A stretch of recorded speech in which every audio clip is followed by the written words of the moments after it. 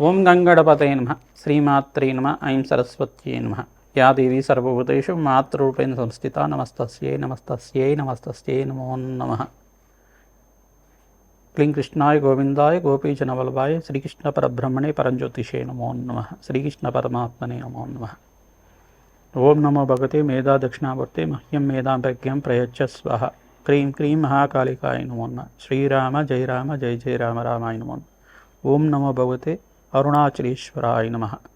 ఓం శరవణ భవాయ నమః. యూట్యూబ్ ప్రేక్షకులందరికీ కూడా నమస్కారం అండి. నేను పాలపర్తి గురునాథ శర్మ జ్యోతిషం వాస్తు సిద్ధాంతిని. ఈ రోజున మనం చెప్పబోయే టాపిక్ ఏంటంటే ప్రధానంగా రాహుకేతుల ఒక ప్రభావం అంతా కూడా కాలసర్ప దోషాలు మేషాది ద్వాదశ రాశుల వాళ్ళకి జన్మలగ్నవశాత్తు జన్మజాతకం ప్రకారంగా ఏ రకంగా వర్తిస్తాయి. అందుకు కాలసర్ప దోషాలు అనేది అందరూ కూడా చెప్తూ ఉంటారు. ప్రధానంగా జన్మజాతకంలో సంతానం అనేది ఆలస్యమైనప్పుడు కానీ, వివాహం ఆలస్యమైనప్పుడు కానీ, పితృదోషాలు ఉన్నప్పుడైనా కానీ, ప్రధానంగా ఆర్థికంగా ప్రతినిత్యం కూడా ఆర్థికంగా అనుకున్న స్థాయితో ఎదుగుదల లేకపోవడం కానీ, అనేది ఫైనాన్షియల్ గ్రోత్ అనేది కరెక్ట్ టైంలో లేకపోవడం కానీ, బిజినెస్లో లాస్ రావడం కానీ, బిజినెస్లో అంతా కూడా ప్రాఫిట్స్ రాకుండా మీరంతా కూడా షట్ డౌన్ చేయడం కానీ, ఇదంతా కూడా కొన్ని కాలసర్ప దోషానికి కారణమవుతుంది. ప్రధానంగా చూసుకుంటే ప్రతినిత్యం కూడా ఈ యొక్క జన్మజాతకం వశాత్తు లగ్నాన్ని ప్రధానంగా చూసుకొని జాతకాన్ని అంతా కూడా విశ్లేషణ చేయించుకోవడం వల్ల జ్యోతిషంలో మీకు అంతా కూడా పరిష్కారం జరగడానికి ఆస్కారం ఉంటుంది. ప్రధానంగా దత్తనాడి ప్రకారంగా అయినా కానీ, ఈ యొక్క గోచారరీత్యా జాతకరీత్యా కానీ, ప్రధానంగా మీకు జన్మజాతకంలో ఉండే గ్రహాల యొక్క ప్రభావమే ప్రధానంగా ఉంటుంది. ప్రధానంగా జాతకరీత్యా చూసుకుంటే లగ్నము, పంచమ స్థానము, చతుర్థ స్థానము, మరియు సప్తమ స్థానము, అష్టమ స్థానము, నవమ స్థానము, దశమ స్థానము, ద్వాదశ స్థానంలో అంటే ద్వాదశ స్థానం అనేది మన వ్యయస్థానం అంటారు. ఈ స్థానాల్లో కనుక రాహుకేతులంతా కూడా సమసప్తకాల్లో ఉంటారు. ఎప్పుడైనా కానీ అపసవ్య దిశలో వాళ్ళంతా కూడా భ్రమణం అనేది ఉంటుంది. ప్రధానంగా చూసుకుంటే రాహుకేతులంతా కూడా ఛాయాగ్రహాలుగా చెప్పడం జరుగుతుంది. సర్పజాతికి చెందిన గ్రహాలుగా, సింహికా గర్భ సంభూతులుగా చెప్పడం జరుగుతుంది. ప్రధానంగా రాహుకేతులంతా కూడా మోక్ష జ్ఞానాన్ని ప్రసాదించడానికి, కర్మఫలదాన్ని అంతా కూడా అనుభవించే విధానానికి చేయడానికి ఈ యొక్క కర్మఫలదాతలుగా చెప్పడం జరుగుతుంది. ప్రధానంగా రోగకారకులుగా కూడా చెప్పడం జరుగుతుంది. ప్రధానంగా చూసుకుంటే జన్మజాతకమే ప్రధానమైన జాతకంగా ఉంటుంది. కావున వివిధ జాతకాల్లో ఉంటే ఈ యొక్క ప్రతి ఒక్క నవగ్రహాలన్నీ కూడా రాహుకేతు మధ్యలో అంతా కూడా స్తంభంలో ఉంటాయి కనుక లగ్నం నుంచి అయినా చూసుకోవచ్చు, రాశి నుంచి అయినా చూసుకోవచ్చు. ఎక్కువ గ్రహాలన్నీ రాహుకేతుల యొక్క మధ్యలోనే ఉంటాయి కనుక ప్రధానంగా ఈ స్థానాల్లో కనుక ఉంటే రాహుకేతు మధ్యలో ఎక్కువ గ్రహాలన్నీ కూడా మధ్యలోనే ఉంటాయి, స్థిరంగా ఉంటాయి. దాన్ని కాలసర్పదోషం అంటారు ప్రథమంగా. అయితే పంచమ స్థానంలో రాహు ఉండి, అంగారకుడు ఉండి, లగ్నవశాత్తుగా ఉండి, మళ్ళీ సమసప్తకాల్లో అంతా కూడా రాహుకేతులు అంతా కూడా స్థిరంగా ఉంటారు. కావున దాన్ని కూడా ఏంటిదంటే కొన్ని రకాలుగా కాలసర్ప దోషాలు అనేది వర్తిస్తాయని చెప్పేసి చెప్పుకోవడం జరుగుతుంది. ఆ జాతకం చూస్తేనే కాకుండా కొన్ని ప్రశ్నలు అనేది యజమాని అడిగి తెలుసుకోవాల్సి ఉంటుంది. అంటే మీ పూర్వీకులు ఎవరైనా కానీ పూర్వీకులు అందరూ కూడా వ్యవసాయం చేసేవాళ్ళుగా ఉంటారు. వ్యవసాయంలో చేసేటప్పుడు అనుకోకుండా సర్పానికి ఏమైనా హాని చేయడం కానీ, అనుకోకుండా సర్పం ఇంట్లోకి వచ్చిందంటే దాన్ని ఊరు బయట తీసుకెళ్ళి చంపడం అనేది చేస్తూ ఉంటారు. అంటే దోషం అనేది సర్ప దోషం అనేది వర్తిస్తూ ఉంటుంది అక్కడ తెలియకుండా. అంటే ఆపద్ధర్మానికి మన ప్రాణాలను రక్షించుకోవడానికి కొంతమంది ఈ రకంగా చేస్తూ ఉంటారు. అంటే సర్పజాతికి చెందిన అంటే దేవత సర్పాన్ని కనుక హాని చేస్తే దాని దోషం అనేది సర్పశాపం అనేది వర్తిస్తుంది. కానీ ఇంట్లో పొట్ట ఉండడం, కొంతమందికి ఇంట్లో వాల్మీకం అనేది ఉండడం అనేది జరుగుతూ ఉంటుంది. ఇంట్లో పుట్టలు ఉంటాయి. కొంతమందికి మీ యొక్క పొలంలో అంతా కూడా పుట్టలు వెలసడి ఉండడం, దాంట్లో అంతా కూడా సర్పాలు నివాసంగా ఉండడం జరుగుతూ ఉంటుంది. కొంతమందికి ఈ యొక్క పొలాల దగ్గర అంతా కూడా, బావిల దగ్గర అంతా కూడా కొన్ని ప్రాంతాల్లో అంతా కూడా ఈ పుట్టలు అనేది ఉండడం జరుగుతుంది. అనుకోకుండా మీరంతా కూడా దానికి ఏమైనా హాని చేసి ఉంటే కనుక ఇవన్నీ మీరు ఏమిటో ప్రయాణం చేసేటప్పుడు అనుకోకుండా సర్పానికి ఏమైనా హాని చేసి ఉంటే కనుక సర్పశాపం అనేది వర్తించడం కానీ, దీనివల్ల ఏమవుతుందంటే ప్రధానంగా చూసుకుంటే సంతానం ఆలస్యం అవ్వడం కానీ, వివాహం ఆలస్యం అవ్వడం కానీ, కొన్ని రోగకారకత్వాలు ప్రధానంగా చూసుకుంటే అంగారకుడు రాహు కానీ, అంగారకుడు కేతు కానీ పంచమ స్థానంలో కానీ నవమ స్థానంలో ఉంటే కనుక దీనికి ప్రధానంగా చూసుకుంటే సంతాన దోషం అని చెప్పేసి అంటారు. ఈ వంధ్యా దోషాలు అని చెప్పేసి అంటారు. వంధ్యా దోషాలు అంటారు. అంటే గర్భస్థ దోషాలు అని చెప్పేసి అంటారు. దీని యొక్క దోషాలంతా కూడా దోషాలకి ప్రధానంగా చూసుకుంటే ఈ యొక్క పీసీఓడి ప్రాబ్లమ్స్ కానీ, ఈ యొక్క ప్రధానంగా చూసుకుంటే హార్మోనల్ డిసార్డర్ కానీ, ఈ యొక్క పీసీఓసి ప్రాబ్లమ్స్ కానీ, పీసీఓఎస్ ప్రాబ్లమ్స్ కానీ ఇట్లాంటిది అనేది గర్భదోష కారకత్వాలుగా ఉండడం జరుగుతుంది. ఈ యొక్క ఈ యొక్క అంటే స్త్రీలకైతే ఈ రకంగా ఉండొచ్చు. పురుషులకైతే కనుక సంతానం ఎంత ప్రయత్నం చేసినా ఆలస్యం అవుతూ ఉండడం, వాళ్ళకి ఈ యొక్క వివాహం చేసుకునే ఆలోచన లేకుండా ఉండడం, వివాహం అనేది వైరాగ్య భావాలుగా ఎక్కువ ఉండడం, వివాహం అనేది దూరంగా ఉండడం, ఆలస్య వివాహాలు అవుతూ ఉండడం. అంటే 35 దాటిన తర్వాత కానీ కొన్ని నక్షత్రకైతే జన్మజాతకం వశాత్తు 30 దాటిన తర్వాత కళ్యాణ యోగం ఉంటుందని చెప్పేసి ముందుగానే రాసి ఉంటుంది కొన్ని నక్షత్ర వాళ్ళకి. అదే కాకుండా జాతకరీత్యా ఉండే గ్రహ దోషము, గ్రహ కారకత్వాలు, సర్పదోషం కావచ్చు, పితృశాపం కావచ్చు, స్త్రీ శాపం కావచ్చు, ఇవన్నీ కూడా కారకత్వాలు అవుతూ ఉంటాయి. దానికంతా కూడా చూసుకుంటే ప్రధానంగా ఇప్పుడు చెప్పుకునేది ఏంటంటే సర్పదోషానికి పరిహారం ఏం చేయాలి, దానికంతా కూడా నివారణ ఏం చేసుకోవాలి అనేది మేషాది ద్వాదశ రాశి వాళ్ళు లగ్నవశాత్తు మీ లగ్నాన్ని కేంద్రంగా తీసుకుంటే మేషరాశి వాళ్ళు అనుకుంటే మేష లగ్నం అని చెప్పేసి చూసుకోండి. లగ్నం తెలిసి ఉంటే కనుక మీ జన్మ లగ్నాన్ని చూసుకోండి.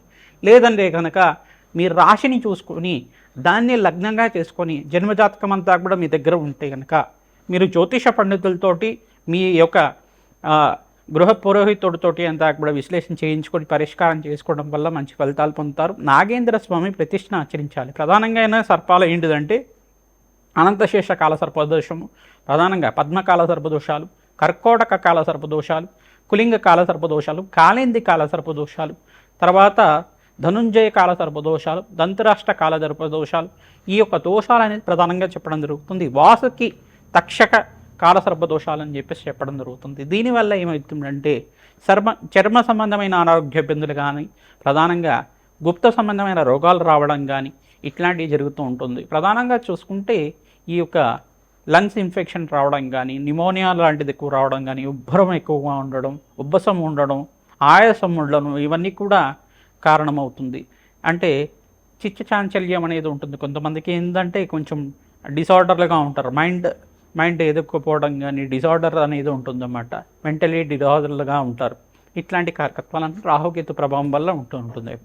ప్రధానంగా చూసుకుంటే ప్రధానంగా ఈ యొక్క రోగ కారకత్వాల నుంచి బయటపడ్డానికైనా కానీ జాతకరీత్యా యొక్క గ్రహ ప్రభావం ఏ రకంగా ఉంటుంది, రాహుకేతు ప్రభావం అంతా కూడా ఏ రకంగా ఉంటుంది, దాని నుంచి బయటపడడానికి ఏం పరిష్కారం ఆచరించడం వివరంగా చేయడం జరుగుతుంది. ప్రధానంగా కుక్కి పుణ్యక్షేత్రం దగ్గర కుక్షి అంటారు. కర్ణాటక ప్రాంతంలో అంతా కూడా మనకి కుక్కి పుణ్యక్షేత్రం అంతా కూడా వాసుకి పుణ్యక్షేత్రం అంటారు. సుబ్రహ్మణ్య స్వామి యొక్క వెలిసిన్నారు సర్పరూపంలో అక్కడంతా కూడా. అక్కడ సర్ప సంస్కార పూజ అనేది ఆచరిస్తూ ఉంటారు. తర్వాత వివాహం కోసమైనా కానీ సంతానం కోసమైనా కానీ ఆలస్య కళ్యాణాలు అవుతున్నా కానీ ఈ సర్ప సంస్కార పూజ చేయడం, తర్వాత సర్పశాంతి, సర్ప బలి విధానం అనేది చేస్తూ ఉంటారు. అంటే ఇక్కడ విధానం ఏంటిదంటే ఈ యొక్క నక్షత్రాలన్నీ కూడా కారకత్వాలు అవుతుంటాయి. ప్రధానంగా రాహుకేతు నక్షత్రాలంతా చూసుకుంటే అశ్విని, మక, మూల, తర్వాత ఈ యొక్క ఆశ్లేష, యొక్క పుబ్బ, ప్రధానంగా చూసుకుంటే కొన్ని నక్షత్రాలు ప్రధానంగా చూసుకుంటే పూర్వభద్ర నక్షత్రం కానీ ఈ యొక్క నక్షత్రాలంతా కూడా కారణమవుతుంటాయి. స్వాతి, తర్వాత శతభిషం, ఈ యొక్క నక్షత్రాలంతా కూడా సర్పజాతికి చెందిన నక్షత్రాలుగా చెప్పడం జరుగుతుంది. ప్రధానమైన దోషాలంతా కూడా ఈ నక్షత్రాలకి ప్రధానంగా ఉంటాయి. ఈ నక్షత్రాలంతా కూడా సర్పజాతికి చెందినవి కావున ఈ నక్షత్రాలకి జప హోమాది కార్యక్రమాలతో పాటు నక్షత్ర బలిని చేసుకోవడం జరుగుతుంది. ప్రధానంగా ఆశ్లేష నక్షత్రం అనేది ప్రధానంగా, మూల నక్షత్రం అనేది ప్రధానంగా, మకా నక్షత్రం అనేది ప్రధానంగా సర్పదోషానికి కారణమవుతుంది. ఇదొకటే కాకుండా వివిధ నక్షత్రాలకి జన్మజాతకం వశాతంతా కూడా వాళ్ళ యొక్క గ్రహస్థితిని ప్రకారంగా చెప్పడం జరుగుతుంది. నక్షత్ర బలి అనేది ప్రధానంగా చేయించుకుంటారు.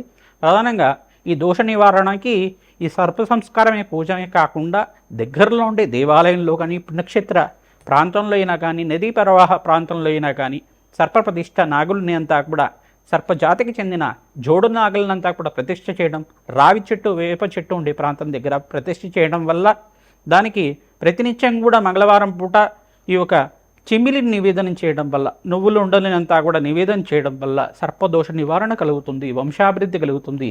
ప్రతినిత్యం కూడా అన్నదానం చేయడం వల్ల సర్పశాపం నుంచి విముక్తి కలిగి శీఘ్ర సంతాన యోగం, శీఘ్ర కళ్యాణ యోగం కలగడానికి ఆస్కారం ఉంటుంది. జాతకరీత్యా సర్వ గ్రహదోష నివారణ కలుగుతుంది. సకల కార్యసిద్ధి కలగడానికి ఆస్కారం ఉంటుంది. అమ్మవారి ఆరాధన విశేషంగా చేసుకునే వాళ్ళకి ఎటువంటి దోషాలు ఉన్నా కానీ పోతాయన్నమాట.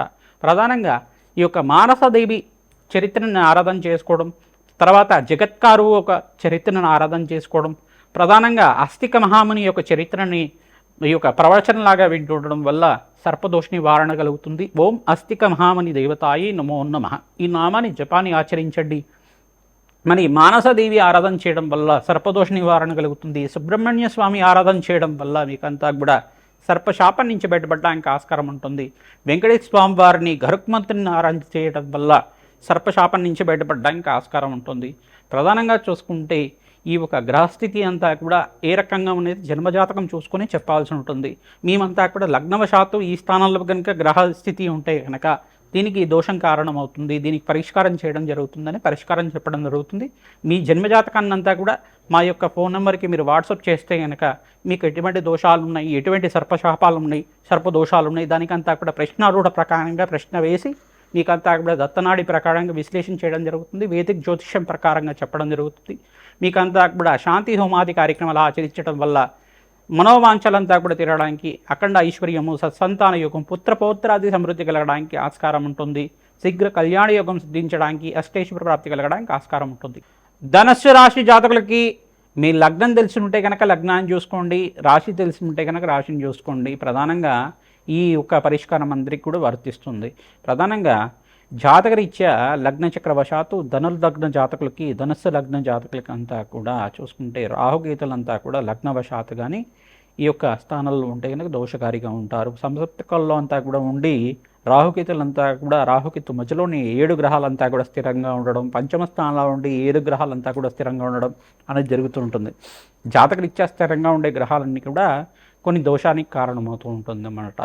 ఈ యొక్క జన్మజాతకంలో ఉండే జన్మ సమయానికంతా కూడా దోషం వర్తించింది కావున మీరు నాగేంద్ర స్వామి ప్రతిష్ఠ చేసుకోవడం, సర్ప సంస్కార పూజను ఆచరించడం, తరచుగా సుబ్రహ్మణ్య స్వామిని అంతా కూడా కులదైవంగా భావించి నిత్యమంతా కూడా ఒక చిన్న సర్పాన్ని తెచ్చుకొని, వెండి సర్పాన్ని తెచ్చుకొని దానికి అభిషేకాది కార్యక్రమాలు చేసుకోవడం, సర్పబింబాన్ని అంతా కూడా దానం చేయడం, వెండి బింబం కానీ బంగారు బింబం కానీ ఈ యొక్క రాగి బింబమైనా కానీ సర్పబింబాన్ని అంటే సర్ప రూపునంతా కూడా బ్రాహ్మణోత్వం దానం చేయడం, ఉలువలు మినవలు పెట్టి దానం చేయడం వల్ల ఈ యొక్క సర్పశాంతి కలగడానికి ఆస్కారం ఉంటుంది.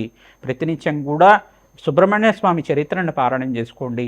నక్షత్ర బలి, నాగబలి కార్యక్రమం చేయించండి. ప్రధానంగా సర్పశాంతి కలగడానికి ఆస్కారం ఉంటుంది. నాగేంద్ర స్వామి ప్రతిష్ట మీ దగ్గరలో ఉండే దేవాలయంలో రావి చెట్టు, వేప చెట్టు ఉండే ప్రాంతంలో ప్రతినిత్యం కూడా మీరు పూజ చేసుకునే విధంగా ఉండే విధంగా మీరంతా కూడా ఆలోచించి మీ వేద బ్రాహ్మణత్వంతో మీరంతా కూడా ఈ యొక్క వేద మంత్రాలతోటి ప్రతిష్ట మీ చేతులతో చేయించడం వల్ల సర్పశాంతి కలుగుతుంది. పూర్వజన్మలో కానీ మీరు కానీ మీ పూర్వీకులు కానీ మీ తండ్రి కానీ మీ తాతగారు కానీ ఎవరైనా కానీ ఈ యొక్క సర్పానికి హాని చేసి ఉంటే కనుక ఈ యొక్క ఫలితం అంతా కూడా పూర్వీక ఫలితం కానీ మీరు చేసుకున్న ఫలితం అంతా కూడా అనుభవించడానికి కారణమవుతుంది. దీని నుంచి బయటపడడానికి సర్పశాంతి, సర్ప సంస్కార పూజ, ప్రతిష్ట కార్యక్రమాలు, జపాలు చేసుకోవడం, ఈ యొక్క సుబ్రహ్మణ్య స్వామి మూలమంత్ర జపాలు కానీ, ఈ యొక్క నాగేంద్ర స్వామి మూలమంత్ర జపాలు కానీ, సర్ప మూలమంత్ర జపాలు కానీ, మానసదేవి మూలమంత్ర జపాలు కానీ చేసుకోవడం వల్ల ఈ యొక్క వేద బ్రాహ్మణతులతోటి ఆచరింపజేయడం వల్ల మంచి ఫలితాలు పొందుతారు. శ్రీమాత్రే నమః.